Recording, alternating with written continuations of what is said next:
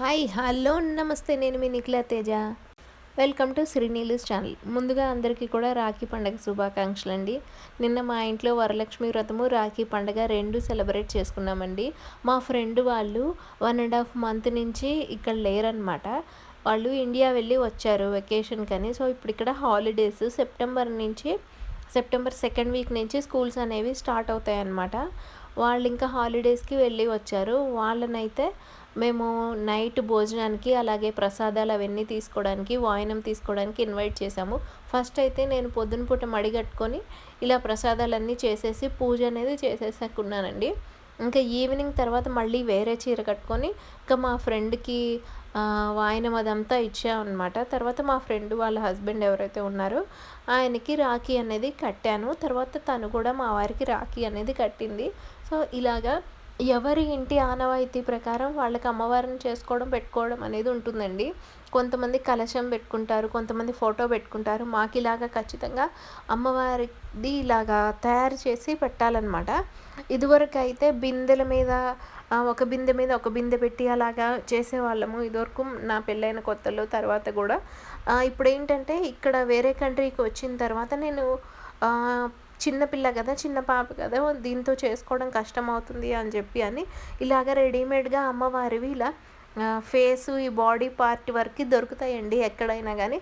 అవి తీసుకొని వచ్చానమాట ఇండియా నుంచి వచ్చేటప్పుడు. పైగా అమ్మవారిని కింద అనేది పెట్టలేదండి, అమ్మవారిని పైనే పెట్టుకున్నాను. ఎందుకు అంటే కింద పెట్టలేదని మా పాప ప్రతిదీ కూడా లాగి పడేస్తూ ఉంటుందన్నమాట. ఇంకా దానికి ఇంకా అమ్మవారు ఇంకా దేవుడు అంటే తెలుసు, దండం పెట్టుకోవాలని తెలుసు, కానీ తీయకూడదు పడేయకూడదు అని తెలియదు అనమాట. ఇవి వచ్చేసి చిట్టి గాజులండి. 108 చిట్టి గాజులతో అమ్మవారికి పూజ చేస్తారు. అలాగే 108 చిట్టి గాజులు అనేవి కూడా అమ్మవారికి మాలగా వేస్తారనమాట. చిట్టి గాజుల మాల. ఆ మాల నేను తీసుకుని వచ్చాను లాస్ట్ ఇయర్, కానీ నాకు ఎక్కడ పెట్టానో గుర్తులేదనమాట. అందుకని నేను సేఫ్ సైడ్గా నేను ఇలా గాజులు కూడా తీసుకుని వచ్చాను. గాజులతో పూజ అనేది చేశాను. ఇదేంటి అని అందరికీ డౌట్ రావచ్చు. ఇదేంటంటే కొబ్బరికాయ అండి. మేము కొట్టిన కొబ్బరికాయ ఏదైతే ఉందో అది మా వారిని కొట్టమంటే మా వారు కొడితే పైన పెంకు మొత్తం ఊడింది. ఇలాగ లోపల కొబ్బరికాయ మటుకు ఇలా శివలింగం లాగా, లేకపోతే ఒక విభూది పండు అంటారు కదా, విభూది పండులాగా ఇలాగ ఉందనమాట. దీన్ని ఎందుకు అలా కట్ చేయడము ఎందుకు అని చెప్పి అలాగే నివేదన పెట్టేసామన్నమాట. ఆ కొబ్బరికాయని మళ్ళీ ఊపి చూస్తే లోపల నీళ్ళు అనేవి ఉన్నాయండి.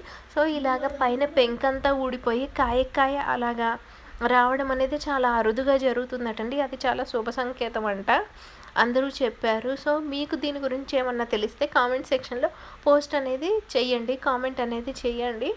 మేమైతే కనుక్కుంటే చాలా మంచిది అని చెప్పారు అందరూ కూడా. మేము ఇలాగా సింపుల్గా పూజ అనేది చేసుకున్నామండి.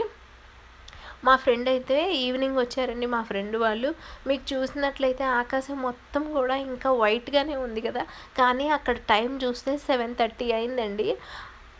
ఏంటంటే వింటర్ కాదనమాట, ఇప్పుడు మాకు సమ్మర్ అవడం వల్ల చీకటి పడ్డం అనేది నైట్ 11 దాకా ఇలాగే ఉంటుంది.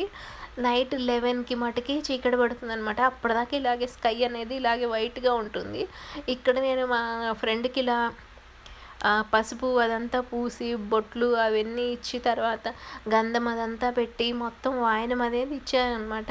సో నేను పొద్దున అమ్మవారికి ఇచ్చేసాను వాయనం అనేది, శనగలు అవన్నీ, అలాగే తోరాలు కూడా ఇచ్చేసాను కదా. అలాగే పూర్ణాలు అనేవి కూడా నేను 9 పూర్ణాలు అనేవి మా ఫ్రెండ్కి ఇలా ఇచ్చాను అనమాట. వాయనం అంతా కూడా అవన్నీ కూడా పెద్ద బాక్స్లో పెట్టి అలా ఇచ్చేసాను.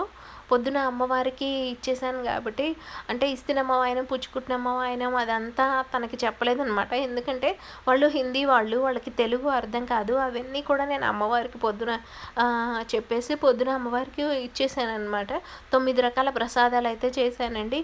బజ్జీలు, అరటికాయ బజ్జీ, బంగాళదుంప బజ్జీ, పూర్ణాలు, పరవాన్నం, సేమ్యా, నిమ్మకాయ పులిహోర, చింతపండు పులిహోర, దద్దోజనం అన్నీ చేశానండి 9 రకాలు. తర్వాత ఏమో రాఖీ అనేది కట్టాను ఇలాగా వాళ్ళ వారికి. మా వారు అంటున్నారు, మరీ ముందుకెళ్ళిపోయి హారతి ఇస్తున్నావు, వెనక్కి రా అంటే అదే నవ్వుకుంటున్నామండి. కొంచెం వెనక్కి వెళ్ళి హారతి అనేది ఇచ్చేసి ఇంకా స్వీట్ పెట్టేసి నెక్స్ట్ ఇంకా రాఖీ అనేది కట్టేశాను అనమాట. తను కూడా మా వారికి అలాగే రాఖీ కట్టింది. వాళ్ళ పాప, మా పాప వీళ్ళిద్దరూ కూడా ఏంటి ఇలాగా ఏం చేస్తున్నారు, అమ్మ ఏదో చేస్తుంది ఆంటీకి, తర్వాత అంకుల్‌కి ఏంటో కడుతుంది చేతికి అని వాళ్ళు విచిత్రంగా చూస్తున్నారనమాట. బాగా అయితే సంతోషంగా, హ్యాపీగా అయితే గడిచిపోయిందండి నిన్న. ఎందుకంటే చాలా రోజులైంది మా ఫ్రెండ్ వాళ్ళు మా ఇంటికి వచ్చి, మేము వాళ్ళతో స్పెండ్ చేసి. నెక్స్ట్ ఇక్కడొచ్చేసి యాక్చువల్లీ నేను ఆయన కన్నా చాలా చిన్ననమాట. కానీ ఆయనే నా కాళ్ళకి దండం పెట్టారు. ఏంటంటే వాళ్ళ సైడ్ అటండి రాఖీ ఎవరైతే కడతారో వాళ్ళకే దండం అనేది పెడతారంట కాళ్ళకి. అంటే మరీ చిన్న చిన్న పిల్లలకి కాకుండా కొంచెం పెళ్ళయిన తర్వాత ఎవరైతే రాఖీ కడతారో వాళ్ళు రాఖీ కట్టిన వాళ్ళని వీళ్ళు పెద్దగా భావించి వాళ్ళకే దండం పెడతారంట. అందుకని యాక్చువల్లీ ఏంటంటే నేను ఆయనకన్నా చిన్న కానీ ఆయనే పెట్టేశారనమాట. నేను అదే చెప్తున్నాను, నేను మీకన్నా చిన్న నాకు పెట్టకూడదు అంటే, లేదు లేదు రాఖీ కట్టినప్పుడు కంపల్సరీగా మేము పెడతాము అది అని చెప్పారనమాట. సరే అని చెప్పి ఇంకా పెట్టిన తర్వాత ఇంకా తను కూడా మా వారికి రాఖీ కట్టింది. ఇంకా స్వీట్ అది పెట్టి తర్వాత మా వారు కూడా తనకి అలాగే పెట్టారనమాట. బ్లెస్సింగ్స్ అది తీసుకున్నారు, కాళ్ళకి పెట్టారు. ఈ విధంగా అయితే మేము రాఖీ పండుగని, వరలక్ష్మి వ్రతాన్ని చేసుకున్నాము. సో ఫస్ట్ అయితే వాళ్ళు ప్రసాదాలు తినేసారండి. 9 ప్రసాదాలు వాళ్ళకి పెట్టేశాను. పెట్టేసిన తర్వాత ఇంకా పూరి అనేది చేశాను అనమాట. నెక్స్ట్ ఏంటంటే ఉల్లిపాయలు, వెల్లిపాయలు, అలాగే అల్లం వెల్లుల్లి ఏది కూడా మసాలావేవి కూడా ఈ రోజున వాడకూడదు అని చెప్పేసి నేను పూరీలోకి మన పాలకూర పప్పు అయితే చేశానండి. పాలకూర పప్పులో అయితే ఇంకా ఏముంది, ఏం వేసేది ఏం లేదు కదా, మసాలా అవి ఏం వెయ్యం కదా, పప్పే కదా అని చెప్పి అని పాలకూర పప్పు అయితే చేశాను. తర్వాత పూరీలు తినేశారు. తినేసిన తర్వాత ఇంకా ఏంటంటే వాళ్ళు వెకేషన్‌కి వెళ్ళారని చెప్పాను కదా, అక్కడ వాళ్ళ అన్నయ్యది ఎంగేజ్మెంట్ అయిందనమాట. ఆ ఎంగేజ్మెంట్ వివరాలు అవన్నీ చెప్తూ ఉన్నారు. సో వాళ్ళది వచ్చేసి ఇండోర్ అండి వాళ్ళది. సో అక్కడ ఇండోర్ దగ్గర ఎలా జరిగింది, ఏంటి ఎంగేజ్మెంట్, అమ్మాయి ఎలా ఉంది, ఏంటి అవన్నీ చెప్తూ ఉన్నారన్నమాట. ఇంకా ఆ ముచ్చట్లన్నీ వింటూ ఇంకా చాలాసేపు టైం అనేది స్పెండ్ చేశాము. పిల్లలు కూడా చాలాసేపు ఆడుకున్నారు. పైకెళ్ళి ఇంకా పెయింటింగ్స్ అవన్నీ గీసుకున్నారు. ఈ చిన్నపిల్లలు ఇద్దరేమో కింద టాయ్స్ పెట్టుకుని ఆడుకున్నారనమాట. ఇంకా మా చిన్నదైతే ఏంటి ఇక్కడంతా అంత హడావిడిగా ఉంది ఏంటి అని చెప్పని చూస్తూనే ఉంది. మా ఫ్రెండ్ అయితే నా శారీ చాలా బాగుందని చెప్పింది. నా శారీ గురించి మీరు కామెంట్ సెక్షన్లో నాకు పోస్ట్ చేయండి, ఎలా ఉంది ఏంటి అనేది.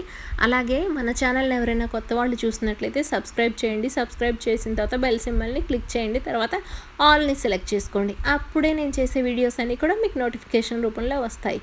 కొత్త వీడియోస్తో మళ్ళీ మీ ముందుంటాను. మీ నిఖిల తేజ. బాయ్.